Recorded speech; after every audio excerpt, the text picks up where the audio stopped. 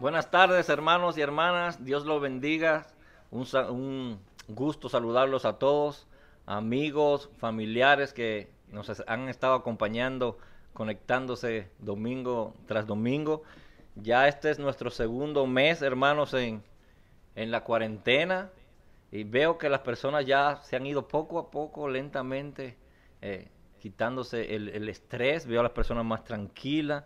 La palabra de Dios ha ido trabajando en sus vidas, en sus corazones, y han ido apaciguando el temor que habían tenido. Yo creo que la mayoría de los pastores estamos de acuerdo con que hemos quedado sorprendidos que en este tiempo de pandemia, donde se ha estado predicando la palabra a través de las redes sociales, la palabra ha tenido un alcance más lejos. Se ha predicado la palabra a través del Facebook y de los otras redes sociales, y ha llegado hasta los lugares que nosotros no imaginábamos que iban a llegar. Es el consenso, creo que la mayoría, no voy a decir todos, pero la mayoría de los pastores estamos de acuerdo con que la palabra se ha predicado mucho más lejos. Nosotros vamos a tomar parte de esto también, y vamos a continuar en este domingo predicando el Evangelio, porque dice el Señor Jesucristo que cuando se predique el Evangelio en todo el mundo, entonces vendrá el fin. Nosotros vamos a estar aportando nuestro granito de arena para que el Evangelio siga predicándose alrededor de todo el mundo. El domingo pasado nosotros estuvimos predicando sobre los sucesos de la resurrección. Específicamente hablamos de la resurrección como la columna, como la base, como el eje mediante el cual gira la fe cristiana. El eje mediante el cual gira tu fe y la mía. Sin esa columna, sin esa base, sin ese eje, la iglesia cristiana, hermanos, realmente se derrumbaría.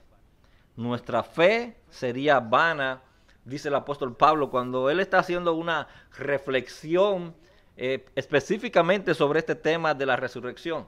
Y habla como si fuera un juego de palabras para llevarnos a una verdad y a una conclusión. Escuchen como dice en 1 Corintios capítulo 15 a partir del versículo 13. Porque si no hay resurrección de los muertos, comienza Pablo, tampoco Cristo resucitó. Y si Cristo no resucitó, vana es entonces nuestra predicación, vana es también nuestra fe. Y somos hallados falsos testigos de Dios. ¿Por qué somos hallados falsos testigos de Dios, Pablo? Porque hemos testificado de que Dios que resucitó a Cristo, al cual no resucitó, si en verdad, dice Pablo, los muertos no resucitan. Porque si los muertos no resucitan, él continúa, tampoco Cristo resucitó. Y si Cristo no resucitó, entonces vuestra fe es vana, aún estáis en vuestros pecados. Entonces también los que durmieron en Cristo perecieron. Los que ya murieron, si pusieron la fe en un Cristo que no ha resucitado, también perecieron.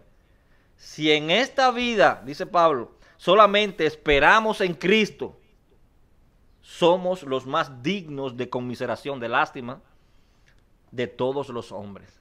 Pero no termina ahí, el versículo 20 dice, mas ahora, conclusión, mas ahora Cristo ha resucitado de entre los muertos. Esa es la razón por la que también veíamos la semana pasada que el centro de la predicación de la iglesia en sus comienzos fue la resurrección de Cristo. Hablábamos que en la segunda predicación del apóstol Pedro, cuando él sana a aquel hombre cojo y están los judíos allí alrededor atónitos, están sorprendidos de las cosas que estaban viendo, cómo Pedro había sanado a aquel hombre. ¿Cuál es la razón que usa Pedro para poderles explicar a ellos lo que estaba sucediendo? Escuchen, a partir del versículo 13, en el capítulo 3 del libro de los Hechos. El Dios de Abraham, de Isaac y de Jacob, el Dios de nuestros padres, ha glorificado a su Hijo Jesús, a quien vosotros entregasteis y negasteis delante de Pilato, cuando éste había resuelto ponerle en libertad. Mas vosotros negasteis al santo y al justo, y pedisteis que se os diese un homicida, y matasteis al autor de la vida. Y miren cómo él concluye esta parte. A quien Dios ha resucitado de los muertos, de lo cual nosotros somos testigos. Sin embargo, por ser esta doctrina o esta enseñanza la más, y lo voy a afirmar categóricamente así, por ser esta la enseñanza más importante de la fe cristiana, también ha sido la más atacada desde sus mismos comienzos. Toda la evidencia, por lo tanto, del Nuevo Testamento está dirigida, está encaminada a demostrar que el énfasis de las nuevas noticias del reino de Dios, el énfasis del Evangelio es Jesucristo y la resurrección. Uno no puede hacer a un lado esa parte del Evangelio, la resurrección de Cristo, sin alterar radicalmente su carácter y destruir su misma identidad. De ahí la importancia, entonces, hermanos, de comprender los sucesos de la resurrección de Cristo. Yo te voy a invitar nuevamente, porque estuvimos leyendo ya este pasaje bíblico el domingo pasado, te voy a invitar a abrir la palabra de Dios, la Biblia, en el capítulo 20 del Evangelio de Juan. Vamos a estar leyendo 18 versículos, desde el 1 hasta el 18. Evangelio según San Juan, capítulo 20, versículos del 1 al 18. Te voy a pedir que me acompañes a orar para que el Señor sea el que dirija la exposición de su palabra en esta tarde. Señor y Padre, que la honra, la gloria, misericordia y alabanza sigan siendo a ti hoy y por los siglos de los siglos, Señor.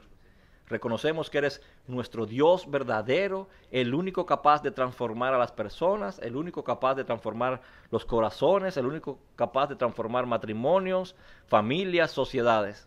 Estamos delante de ti, Señor, en esta tarde para que tu palabra sea expuesta, oh Padre eterno, y tu Espíritu nos hable internamente a cada uno de los que estamos presentes aquí y escuchando a través de las redes sociales. Señor, hazte manifiesto en nuestras vidas, en sus vidas, que sean transformadas, que sean cambiadas a través de tu palabra, para que nosotros podamos ponerla así también por obra cuando salgamos todos edificados. En el nombre de Cristo Jesús, amén y amén. Dice la palabra del Señor, capítulo 20 del Evangelio de Juan, versículo 1. El primer día de la semana, María Magdalena fue de mañana, siendo aún oscuro, al sepulcro, y vio quitada la piedra del sepulcro. Entonces corrió y fue a Simón Pedro y al otro discípulo, aquel al que amaba Jesús, se han llevado del sepulcro al Señor, y no sabemos dónde le han puesto. Y salieron Pedro y el otro discípulo y fueron al sepulcro. Corrían los dos juntos, pero el otro discípulo corrió más aprisa que Pedro y llegó primero al sepulcro. Y bajándose a mirar, vio los lienzos puestos allí, pero no entró. Luego llegó Simón Pedro tras él y entró en el sepulcro y vio los lienzos puestos allí y el sudario que había estado en la cabeza del Señor Jesús, no puestos con los lienzos, sino enrollado en un lugar aparte. Entonces entró también el otro discípulo que había venido primero al sepulcro y vio y creyó, porque aún no habían entendido las Escrituras que era necesario que él resucitase de los muertos. Y volvieron los discípulos a lo suyo. Pero María estaba fuera llorando junto al sepulcro, y mientras lloraba se inclinó para mirar dentro del sepulcro, y vio a dos ángeles con vestiduras blancas, que estaban sentados, el uno a la cabecera y el otro a los pies, donde el cuerpo de Jesús había sido puesto. Y le dijeron: mujer, ¿por qué lloras? Les dijo: porque se han llevado a mi Señor y no sé dónde lo han puesto. Cuando había dicho esto, se volvió y vio a Jesús que estaba allí, mas no sabía que era Jesús. Y Jesús le dijo: mujer, ¿por qué lloras? ¿A quién buscáis? Ella pensaba que era el hortelano. Y le dijo: Señor, tú lo has llevado, dime dónde lo has puesto y yo lo llevaré. Y Jesús le dijo: María. Volviéndose ella le respondió: Raboni, que quiere decir maestro. Y Jesús le dijo: no me toques, porque aún no he subido a mi Padre. Mas ve a mis hermanos y diles: subo a mi Padre y a vuestro Padre, a mi Dios y a vuestro Dios. Y fue entonces María Magdalena para dar a los discípulos las buenas nuevas de que había visto al Señor y que Él le había dicho estas cosas. Como este es un pasaje bíblico bastante extenso, nosotros lo hemos dividido para su mejor estudio y su mejor comprensión en 4 partes, 4 encabezados. El primero es la recompensa a la fidelidad por ser las primeras en ver la resurrección. La segunda, la piedra del sepulcro. Tercera, los lienzos y el sudario demuestran la resurrección. Y el último encabezado sería la resurrección, columna y sostén de la fe apostólica. Y por supuesto, hermanos, para poder entender todo lo que ocurrió en ese domingo en la mañana, tenemos que acudir a los 4 evangelios, porque cada uno de ellos nos van a aportar detalles para completar el cuadro de los sucesos que allí ocurrieron en aquella mañana.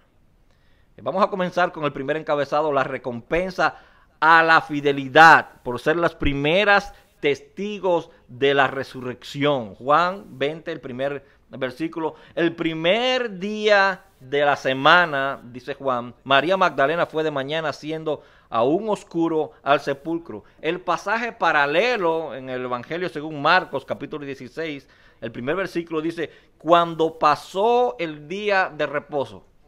Juan, el primer día de la semana, Marcos, cuando pasó el día de reposo. Nosotros estamos convencidos, hermanos, que nuestro Señor Jesucristo fue crucificado y murió el viernes a las 3 de la tarde. Recordemos que los judíos, ellos no cuentan los días como nosotros lo hacemos. Lunes, martes, miércoles, no.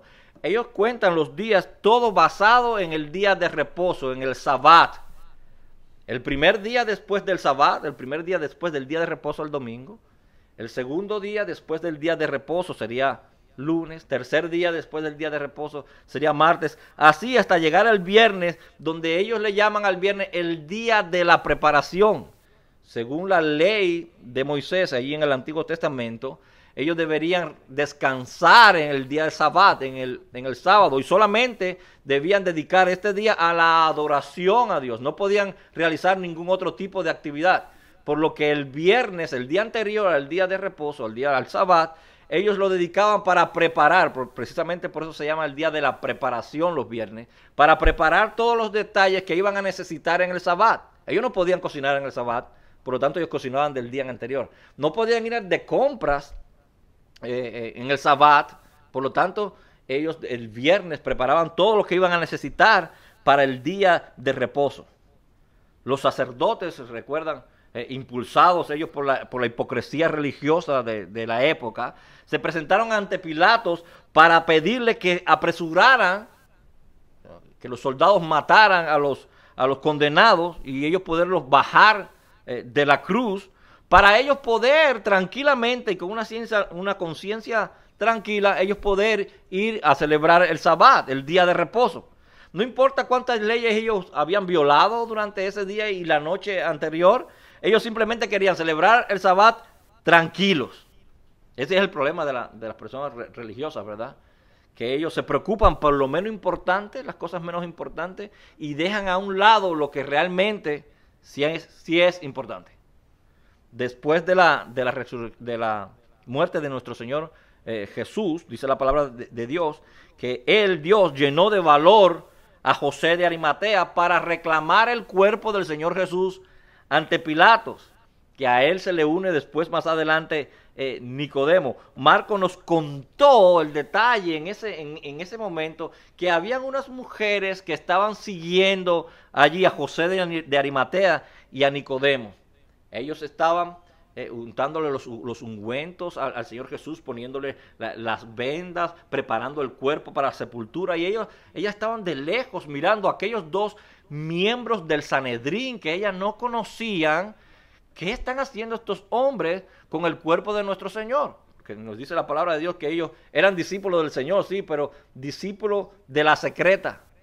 Y curiosamente deciden ser discípulos públicamente, deciden hacer público su discipulado cuando parecía que ya la suerte estaba echada. Cuando parecía que ya nuestro Señor había muerto y no había otra cosa que hacer, ellos deciden precisamente hacer público su discipulado, miembros del Sanedrín, maestros de la ley, Nicodemo. Y aquellas mujeres iban siguiéndolos de lejos, mirando todos los detalles que ellos estaban, cómo se movían, dónde lo pusieron, cómo colocaron el cuerpo dentro de la tumba. Y ellas, por supuesto, tuvieron que esperar a que pasara el Sabbat, pasara el día de reposo, para ir y servirle, aunque fuera por primera vez, a ese maestro que tanto ellas amaron. Y nos cuenta Juan que el primer día de la semana, María Magdalena fue de mañana, siendo aún oscuro, al sepulcro. Si nos apoyamos en el pasaje paralelo también de Marcos, él nos dice, cuando pasó el día de reposo, ya no era María Magdalena solamente. Nos aclara un poco más, nos da más detalles. Dice, María Magdalena, María la madre de Jacob y Salomé compraron especies aromáticas para ir a ungir el cuerpo de su Señor. No nos aclara el Evangelio dónde ya compraron o cuándo ya compraron las especies aromáticas, porque supuestamente todo el Sabbat allí las tiendas están cerradas, no hay ningún tipo de actividad. Pudieron haberlo comprado el viernes en la tarde después que salieron de allí, o algunas de las tiendas pudieron abrir temprano el domingo oscuro y ya fueron comprando las especies aromáticas. Lo que es cierto es que dice Juan que siendo aún oscuro, ellas fueron al sepulcro. Y como decíamos la semana pasada, hermano, estas mujeres amaban al Señor Jesús. No muchas personas van a los sepulcros a horas de la noche cuando aún está oscuro. Y recuerden que ellas eran mujeres y que iban a ungir con especies aromáticas a un muerto. Ellas iban a ungir a un cadáver. Ellas no esperaban encontrarse a Jesucristo vivo. Imagínense en la oscuridad caminando y ella iban a quitar una piedra oscuro y entrar en aquella tumba que iba a estar más oscura aún, a ungir un cadáver. Ellas tenían que amar al Señor Jesús para poder hacer eso, hermano. Querían servirle por primera vez a aquel Señor a que ellas amaban con todo su corazón. Y como también nosotros decíamos la semana pasada, amaban a Jesús cuando era peligroso hacerlo. Amaban a Jesús cuando no era popular hacerlo. Ustedes recuerdan que todo el que se declaraba cristiano sería expulsado en ese momento de la sinagoga. Los sacerdotes querían eliminar todo lo que oliera a Cristo en ese momento. Si recuerdan, si me acompañan a la palabra de Dios en el Evangelio según Juan, aquí mismo en el Evangelio de Juan, capítulo 9, a partir del versículo 18, dice la palabra del Señor así. Pero los judíos no creían que él había sido ciego, cuando está hablando de que el Señor Jesucristo había sanado a un ciego. Dice, pero los judíos no creían que él había sido ciego y que había recibido la vista, hasta que llamaron a los padres de aquel que había recibido la vista y les preguntaron diciendo, ¿es este vuestro hijo, el que vosotros decís que nació ciego? ¿Cómo pues ve ahora? Y sus padres respondieron y le dijeron, sabemos que este es nuestro hijo y que nació ciego, pero ¿cómo ve ahora? No lo sabemos. O quién le haya abierto los ojos, nosotros tampoco lo sabemos. Edad tiene, preguntarle a él, él hablará por sí mismo. Entonces, miren lo que aclara el evangelista. Esto dijeron sus padres porque tenían miedo de los judíos, por cuanto los judíos ya habían acordado que si alguno confesase que Jesús era el Mesías, fuera expulsado de la sinagoga. Yo voy a seguir a terminar el pasaje bíblico porque es hermoso. Por eso dijeron sus padres, edad tiene para que le pregunten a él. Entonces ellos volvieron a llamar al hombre que había sido ciego y le preguntaron. Y le dicen, dad gloria a Dios. Nosotros sabemos que ese hombre es pecador. Le dicen al ciego. Y miren la respuesta del ciego. Entonces él le respondió y le dijo, si es pecador, yo no lo sé. Una cosa sé, que habiendo yo sido ciego, ahora veo. Que habiendo yo sido ciego, ahora he recuperado la visión. Ahora puedo ver. Estas mujeres, hermanos, cuando era peligroso adorar a Jesús, ellas fueron para ungir su cuerpo. Cuando no era popular adorar a Jesús. Ahora me es algo difícil por traer la comparación cuando dice que podían expulsarlos de la sinagoga. Y lo que más se me viene a la mente, lo que más se me acerca, es como si expulsaran a alguien de la iglesia. Y digo que se me es difícil porque ahora las personas cambian de iglesia como cambiar de una prenda de vestir. Si me enojo con el pastor, me voy de la iglesia, me cambio, hay otra. Si en esta iglesia exigen mucho, si en esta iglesia exigen que hay que estar por lo menos 10 minutos antes de comenzar el culto, mejor no, yo me voy para otra iglesia que no me exijan eso. Si en esta iglesia exigen que hay que ser santos, la santidad, yo me voy para otra iglesia. Si en esta iglesia te exigen que lean la palabra de Dios, las escrituras, mejor yo me voy. Si en esta iglesia te están diciendo que para tomar la cena del Señor tienes que estar en santidad, ¿sabes qué? Esa iglesia exige mucho, yo me voy. Por eso me es un poco difícil ahora traer la comparación. Pero en esta época, cuando a un judío lo expulsaban de la sinagoga, era como lo expulsaban de la sociedad. Era como si lo estuvieran comparando con un ladrón, con los publicanos. ¿Recuerdan los recolectores de impuestos, como Mateo? Ellos no podían entrar a las sinagogas. Como las prostitutas, ellas no podían entrar a las sinagogas. Si te expulsaban de una sinagoga, entonces te estaban poniendo en el mismo asiento con los publicanos, ladrones y prostitutas y comparándote con ellos. Para ellos era algo difícil. Y estas mujeres estaban arriesgando a eso.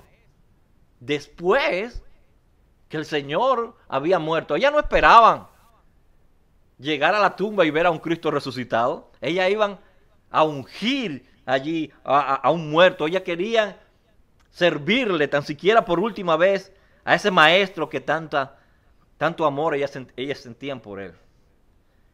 Ellas lo amaban cuando lo habían dejado solo. Ni los discípulos estaban con él. Pedro corrió un ratito detrás de él. Juan andaba por allá, pero la mayoría lo dejaron a él solo. Cuando lo acusaban de hereje, de criminal, los judíos y las autoridades romanas, recuerdan, y lo condenaron a muerte cuando todos estaban frente allá a Pilatos y gritando, crucifíquenle, crucifíquenle. Bueno, esta mujer estaba mostrando amor a Cristo en este momento tan difícil. Ellas todavía le eran fieles a Jesús. Y Dios, hermanos, les dio el privilegio por esa fidelidad de ser las primeras testigos de la resurrección de Cristo. Ellas no pusieron pretextos. Dijeron, bueno, ya el Señor se murió, pues ¿qué da? Vamos a levantarnos más tardecita, vamos a dormir un ratito y después que salga el sol vamos. No. Ellas no esperaron a que nadie le estuviera mandando, a que nadie le estuviera diciendo qué es lo que tienen que hacer. No, ellas se levantaron temprano, compraron las especies aromáticas y vámonos a un oscuro. No esperaron a que apareciera algún hombre para que le removiera la piedra. De hecho, en el camino es que ellas se detienen a reparar sobre eso. ¿Quién nos removerá la piedra? Comenzaron a pensar. No. El amor a Cristo movía a estas mujeres. El amor a Cristo las movía a actuar. Es muy fácil ahora, hermano. Es muy fácil decir que uno es cristiano. Es muy fácil decir ahora que voy a una iglesia y voy a cantar y voy a levantar las manos. Pero el verdadero amor a Cristo es aquel que nos mueve a salir de nuestra zona de confort.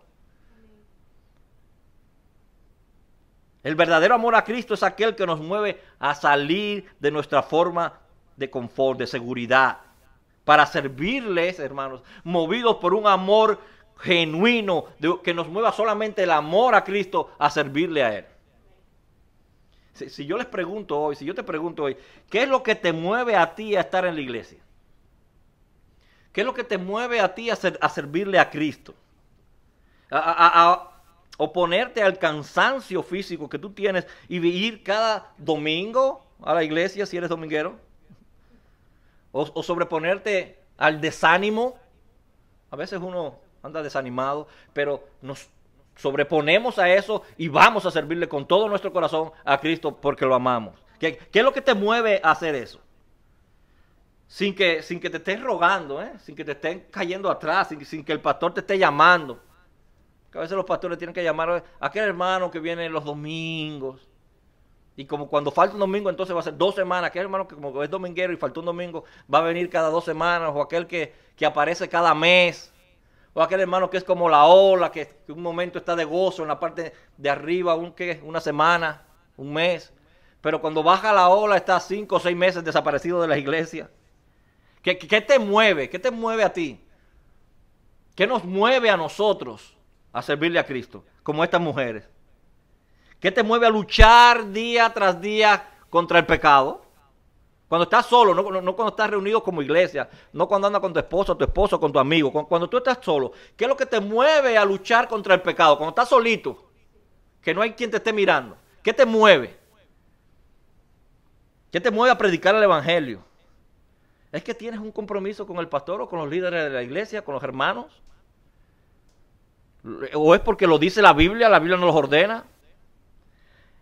¿Es que tú debes hacerlo? ¿Es un deber? Hermano, el motor que nos debe impulsar tiene que ser nuestro amor a Cristo. Como dice también el apóstol Pablo en 2 de Corintios capítulo 5. Los voy a leer, hermano.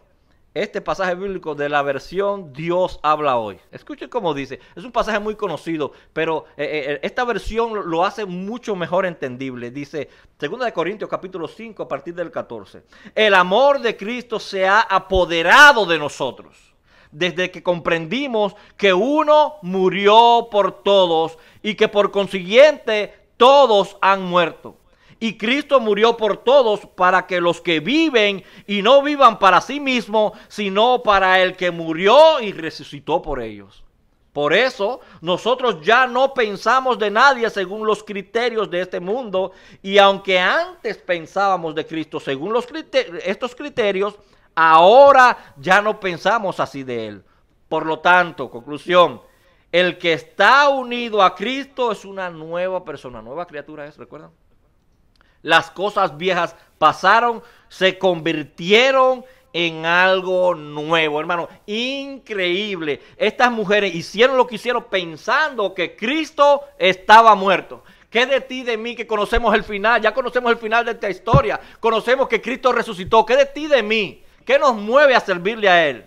Nosotros podemos hacer lo mismo que estas mujeres estaban haciendo, hermano.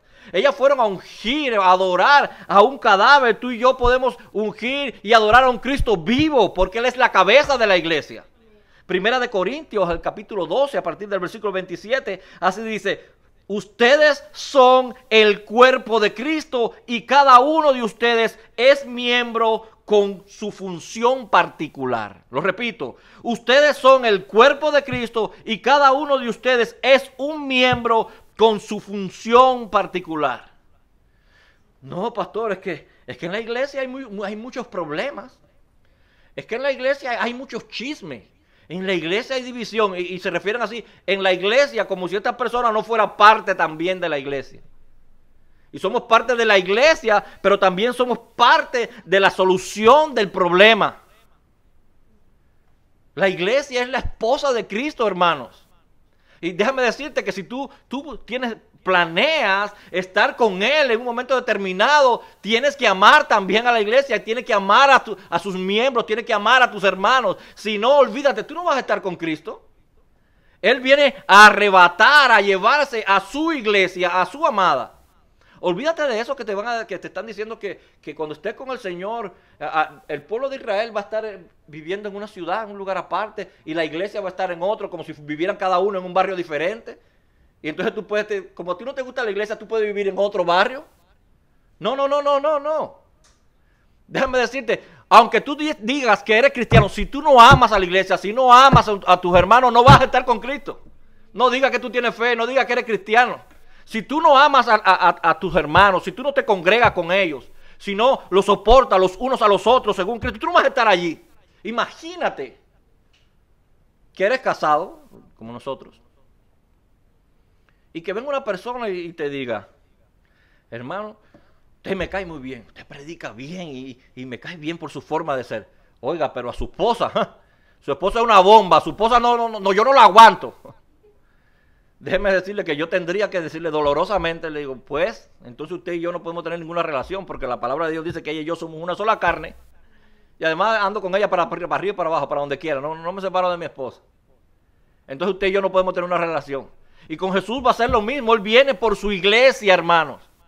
Si usted no ama a su hermano, no es de Dios. Tan simple como eso. Es un homicida, así lo declara la palabra del Señor. Y no va a estar con él. ¿Qué dice Primera de Timoteo capítulo 3? Lo voy a invitar. Busque Primera de Timoteo capítulo 3, versículo 15. Primera de Timoteo capítulo 3, versículo 15. Dice la palabra del Señor así.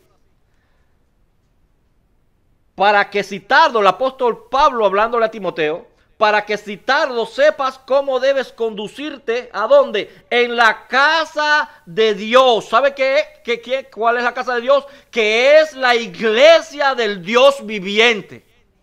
Columna y baluarte de la verdad. Si tú no amas la iglesia, si tú no amas a tus hermanos, hermano, muy difícil que tú vas a estar en ese momento con el Señor. No lo creo. Y estas mujeres, hermanos, entonces amaron al Señor en momentos difíciles. Ellas demostraron su amor por Él. Y el Señor les recompensó, hermanos. Las primeras testigos de la resurrección. Dios le otorgó ese gran privilegio. Y esto nos da paso a nuestro segundo encabezado, la piedra del sepulcro. Juan capítulo 20, el versículo 1, dice, y que ellas vieron quitada la piedra del sepulcro. Ellas vieron quitada la piedra del sepulcro. Hermano, la palabra quitada en el griego es la palabra airo, que significa, a mí me encanta estudiar el original de la palabra, porque significa levantar y puesta en otro lugar. Levantarlo y puesto en otro lugar. El historiador Josefo nos cuenta en sus libros de que esta piedra pudo haber pesado más de 1 tonelada. Y si vamos al pasaje paralelo en el Evangelio de Marcos, dice Marcos que era una piedra muy, muy grande. Y generalmente, cuando eran construidas las tumbas en rocas, en la costumbre judía, se acostumbraba a dejar una pendiente a ambos lados de la entrada de la cueva y poner en forma circular una piedra que iba a ser la tapa, sujeta con otras piedras adelante. Cuando querían cerrar pues la entrada del sepulcro, simplemente quitaban las piedras pequeñas que estaban sirviendo de cuñas, la dejaban rodar y esta quedaba allí sellando la entrada al sepulcro. Eso lo hacían, hermanos, para que no hubieran animales, carroñeros, que iban a comerse a los cuerpos. Y también para evitar a los ladrones de tumba. Recuerden que cuando se construía, se hacía una tumba en una peña, en una roca, era una persona que tenía dinero. Y por lo tanto, cuando lo enterraban, allí ponían algunos valores, objetos que tenían valores, y los ladrones querían meterse allí. Pero cuando ellas llegaron, hermanos, donde estaba la tumba, no había nadie. Recordemos que la tumba estaba custodiada por una escuadra romana. El mejor ejército del mundo en esa época, comentábamos. Los mejores preparados y la mejor disciplina en un ejército en el momento. La estaban custodiando. Pero cuando ellas llegan, ¡oh, gran sorpresa! No había nadie y la piedra, dice la palabra, estaba removida. Por el Evangelio según Mateo, nosotros conocemos que la piedra la removió un ángel. Y que los soldados que estaban allí, cuando vieron al ángel, tuvieron miedo, cayeron como muertos. Y después cuando se levantaron, patitas para qué te tengo, salieron todos corriendo. Ahora, hermanos, se ha preguntado alguna vez, no sé si en su lectura individual de la palabra de Dios, ¿se ha preguntado usted alguna vez para qué el ángel tuvo que remover la piedra? Oh, hermano pastor, nos está haciendo preguntas de kinder, o preguntas de preescolar, diríamos allá en Cuba. ¿Para qué va a ser? ¿Para que saliera el Señor del sepulcro? ¿Tú estás seguro? ¿Tú me estás diciendo que Jesucristo necesitaba que alguien quitara la piedra del medio para Él poder salir del sepulcro? ¿Ustedes recuerdan lo que sucedió en la noche, ese mismo día, en la noche, en el pasaje bíblico?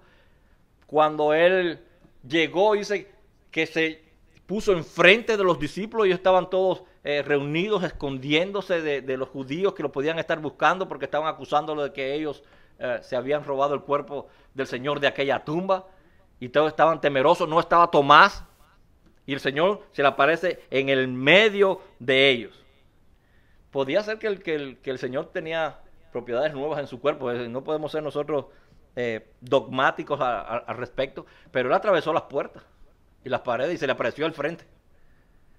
Hermanos, esa piedra no fue quitada para que Jesucristo pudiera salir, sino para que el mundo pudiera entrar. Esa piedra no fue quitada para que Él pudiera salir de allí, sino para que tú y yo pudiéramos entrar. Y desde ese momento ha sido hasta ahora un testigo irrefutable de la resurrección de Jesús. No se puede refutar la resurrección de Cristo. Dios en su soberanía, Él permitió que los sacerdotes y los romanos se aseguraran de custodiar y asegurar bien la tumba para cuando el Señor resucitara, esa tumba vacía fuera la evidencia palpable, la evidencia irrefutable, la más grande de su resurrección, esa tumba vacía. El Señor en su misericordia, Él permitió de que aquellos sacerdotes fueran y le dijeran a Pilatos que mandara una escuadra para asegurar allí la tumba. Para cuando el Señor resucitara, esta fuera el testigo más grande que tiene toda la resurrección. Hermano, solamente creyendo esto tenemos vida eterna. ¿Te imaginas cuál es la misericordia tan grande de Dios? Solamente creyendo tienes salvación. No como Tomás, porque 2 noches después el Tomás estaba diciendo, bueno, si yo no lo veo, si no pongo sus dedos allí en sus llagas, yo no voy a creer. ¿Por qué Tomás dijo eso? Es que Tomás no estaba donde tenía que estar en el momento que tenía que estar. Esa misma noche estaban todos los discípulos reunidos y Jesús apareció en el medio, pero Tomás no estaba allí. No dice la palabra, no nos revela en ningún pasaje dónde que estaba Tomás, no nos dice. Pero seguramente no estaba allí. Y esa noche ellos recibieron revelación. Esa noche Cristo le abrió su mente, le abrió el conocimiento. Esa noche Cristo sopló el Espíritu Santo sobre sus discípulos. Pero allí no estaba Tomás. No estaba donde tenía que estar en el momento que tenía que estar. Tú estás siempre en la iglesia. Le doy gracias a Dios porque tú estás observando, estás escuchando hoy esta predicación. Estás escuchando hoy la palabra de Dios. Pero Cristo, cuando estamos en la iglesia, nosotros cantando, cuando nosotros estamos adorando, cuando estamos en la predicación, dice la palabra de Dios que Él está allí moviéndose en el medio de los candeleros. Allí Él lleva vida eterna. Allí Él trae sanación. Allí Él trae bendiciones a sus hijos. Cuando estamos en el lugar donde tenemos que estar, cuando tenemos que estar. Allí no estaba Tomás. 2 noches después, entonces el Señor va otra vez, atraviesa las puertas, está en el frente de los discípulos, pero ahí estaba Tomás. Y le dice, mete tus dedos, Tomás. La respuesta del Dios mío, Salvador mío. Porque viste, Tomás, has creído. Dice, bienaventurados los que creen sin ver. Eso somos tú y yo. Bienaventurados, Tomás, los que creen sin ver. Eso somos nosotros, hermanos. Entonces María Magdalena nos sigue diciendo, dándonos paso a nuestro tercer encabezado. Los lienzos y el sudario demuestran la resurrección. Entonces María Magdalena corrió y fue a Simón Pedro y al otro discípulo, aquel al que amaba Jesús, y les dijo, se han llevado del sepulcro al Señor y no sabemos dónde le han puesto. Y salieron Pedro y el otro discípulo y fueron al sepulcro. Corrían los dos juntos, pero el otro discípulo corrió más aprisa que Pedro y llegó primero al sepulcro. Y bajándose a mirar, vio los lienzos puestos allí, pero no entró. Luego llegó Simón Pedro tras él y entró en el sepulcro y vio los lienzos puestos allí y al sudario que había estado en la cabeza de Jesús, no puesto con los lienzos, sino enrollado, dobladito, en un lugar aparte. Hermano, ¿qué fue lo que vieron estos hombres en aquella tumba que los hizo creer? ¿Qué fue lo que vieron estos hombres en aquella tumba que transformó completamente su vida para siempre? Dice el versículo que vio los lienzos puestos allí, la forma en que estaban los lienzos. Ustedes recuerdan cuando el Señor Jesús resucitó a Lázaro, lo que Él les dice a los que estaban allí cuando le dijo, Lázaro, sal. Él los mandó a que los ayudaran a quitarle todos los lienzos, porque Él solo no podía, Él no podía quitárselos todos. Cuando se le ponen estos inciensos aromáticos y se le ponen las vendas y pasa un tiempo, esto como se solidifica, parecido a un yeso, se pone duro al pasar el tiempo. El que está adentro no puede salir. Y cuando dice la palabra, cuando él entró, cuando entraron los discípulos, simplemente vieron el lienzo puesto en su lugar, pero no había nada adentro. Si ves el pasaje paralelo, según Lucas, así dice Lucas, pero levantándose Pedro, corrió al sepulcro y cuando miró dentro, dice, vio los lienzos solos, así dice Lucas, solos, y se fue a casa maravillándose de lo que había sucedido.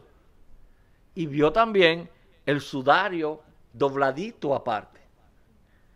Según Josefo, el historiador judío, en la cultura judía se usa que cuando una persona, una familia tiene una visita en una casa, ellos lo tratan bien, lo agasajan, y la persona, si le ha agradado y quiere regresar a esta familia y quiere regresar a la casa, las personas dejaban doblado allí una de sus prendas en señal de que yo voy a regresar, me gustó cómo me trataron, yo voy a venir. Cuando ellos entraron a la tumba y vieron el sudario doblado, rápidamente entendieron, Jesús va a regresar como Él prometió en su palabra. Él va a regresar. Él resucitó de los muertos, pero también ha prometido en su palabra de que Él va a venir por segunda vez por su amada, por su iglesia, para estar siempre con ella, y los impíos serán castigados.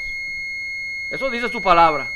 Los impíos serán castigados. Yo vuelvo. Y nos da nuestro último punto. Entonces, en el versículo 8, entonces entró también el otro discípulo que había venido primero al sepulcro y vio y creyó, porque aún no habían entendido la escritura que era necesario que Él resucitase de los muertos. Y volvieron los discípulos a los suyos, hermanos, y ellos se fueron contentos para allá. Marcos nos cuenta que Jesús le mandó un mensaje a los discípulos y específicamente al apóstol Pedro. Específicamente al apóstol Pedro. En Marcos capítulo 16, versículo 7 dice, pero id y decid a sus discípulos y a Pedro que él va delante de vosotros a Galilea, allí le veréis como os dijo.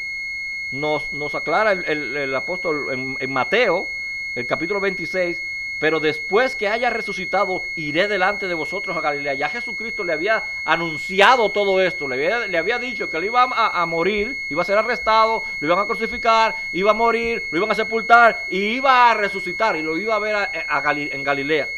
Pero él le manda a decir a través de los ángeles que le digan a Pedro específicamente, yo lo voy a ver a todos, pero específicamente díganle a Pedro que los voy a ver allí en Galilea. ¿Usted se ha puesto a pensar por qué le mandó este mensaje específico a Pedro? Bueno, puede ser por lo que había sucedido ese mismo viernes en la tarde. Ustedes recuerdan que el Señor Jesús estaba anunciando estas mismas cosas y le dice a sus discípulos que ellos lo iban a dejar solo. Y saltó Pedro, no, ellos te van a dejar solo, yo no. Yo iré contigo hasta la muerte. Oh, Pedro. El Señor le dijo esa misma noche, esta misma noche, antes que el gallo cante 2 veces, tú me vas a negar 3, Pedro. No, y en vez de reaccionar, él siguió como el gallito. No, yo a ti no te voy a negar, yo voy a estar allí. Y unas horas después, allí estaba Pedro, negando al Señor Jesús en su propia cara. Pero hay algo que nosotros no encontramos aquí en la Escritura, que sí ocurrió, pero que por alguna razón no quedó escrita. Y yo he estado meditando o estuve meditando durante un tiempo y hasta llorando un poco con respecto a ese mensaje. Jesucristo le dijo al ángel que le dijeran a Pedro que lo va a encontrar a él. Y, hermano, y ese encuentro se dio. Ese encuentro entre Jesús y Pedro se dio, aunque no nos los narran las Escrituras. No nos los dice allí. Cuando Jesús se le aparece a los discípulos de Emaús, ¿se acuerdan? Cuando termina la conversación, ellos estaban sentados en la mesa y parte el pan, y Jesús les permite que lo conozcan. Cuando Jesús se va, dice la palabra de Dios en Lucas capítulo 24, versículo 33. Y levantándose en la misma hora, volvieron a Jerusalén, y hallaron a los 12 reunidos y a los que estaban con ellos, que decían: ha resucitado el Señor verdaderamente, y ha aparecido a Simón, le ha aparecido a Pedro. Ellos estaban comentando allí que cuando ellos lo vieron en Emaús, ya el Señor Jesús había tenido la plática con Pedro. ¿Qué habrán conversado? ¿Qué el Señor le habrá dicho? El apóstol Pablo también hace esta afirmación cuando el apóstol Pablo habla en el capítulo 15 de Primera de Corintios sobre cuál es su enseñanza, qué es lo que enseña Pablo. Él dice lo siguiente, Primera de Corintios capítulo 15, a partir del 3. Porque primeramente os he enseñado lo que asimismo recibí, que Cristo murió por nuestros pecados conforme a las Escrituras, y que fue sepultado, y que resucitó al tercer día conforme a las Escrituras, y que apareció a Cefas. Cefas es Pedro, y que se le apareció a Pedro y después a los 12. Y en mi mente, hermano, yo no me he cansado de pensar qué pudo ocurrir en ese encuentro, qué pudieron hablar en ese encuentro, qué le pudo decir Pedro al Señor, qué el Señor le pudo decir a Pedro. Me imagino que Pedro llorando a los pies de su rey, arrepentido, a los pies de su Señor, y Jesús consolándolo. Estoy seguro que Jesús no lo estaba regañando en ese momento, no lo regañó. Seguramente le dijo: todo esto que yo hice, lo hice por ti, Pedro. Yo morí por ti, yo resucité por ti, yo soy el Dios de segunda, de tercera, de cuartas oportunidades, Pedro. Y yo, hermano, y lo voy a invitar a este ejercicio. Yo sustituyo el nombre de Pedro y pongo el mío propio. Lo invito a que usted también haga este ejercicio. Sustituya el nombre de Pedro y ponga allí el suyo. Pero ve y dile a Sixto que lo veo en Galilea. Dile a Sixto que lo veo en Galilea. Yo no negué a Cristo con mi vida, pero mis acciones, mis actitudes, con mi testimonio, con mis mentiras, he pisoteado aún más que Pedro el nombre de Cristo. Mas sin embargo, él dice: ve y dile a Sixto que lo espero en Galilea.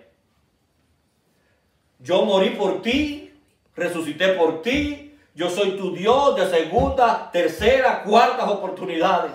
Yo soy tu Dios y tienes más oportunidades. Es lo que dice Pedro en Primera de Pedro capítulo 1, versículo 3. Bendito el Dios y Padre de nuestro Señor Jesucristo, que según su gran misericordia nos hizo renacer para una esperanza viva con la resurrección de Cristo de los muertos. Sí, ve y dile allí a Nelson que lo espero en Galilea. Ve y dile allí a Kevin que lo espero en Galilea. Dile a Miriam que lo espero en Galilea.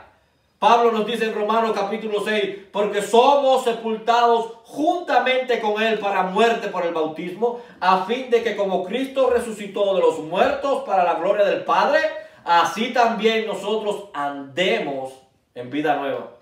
Nos justificó, hermanos, nos redimió, nos santificó, nos compró, nos perdonó, nos limpió con su sangre. Y Él nos dio vida, dice en Efesios, a vosotros cuando estábamos muertos en nuestros delitos y pecados. Pero Dios, que es rico en misericordia, dice más adelante, por su gran amor con que nos amó, aún estando nosotros muertos en delitos y pecados, nos dio vida cuando juntamente con Cristo. Por gracia sois salvos. Y juntamente con Él nos resucitó. En Cristo, junto con Cristo, nos resucitó. Y asimismo nos hizo sentar en los lugares celestiales con Cristo. Oh, hermanos, qué gran verdad la resurrección de Cristo. Qué gran verdad la resurrección de Cristo. Y solamente lo puede creer por fe. Solamente a través de la fe. Amén. Andando en nueva vida. Con una transformación de vida. Aplicando lo que has aprendido de la palabra del Señor. Oremos. Amén. Señor y Padre, nuevamente está tu iglesia delante del trono de tu gracia. Nuevamente está tu pueblo ante el trono de tu gracia, Señor.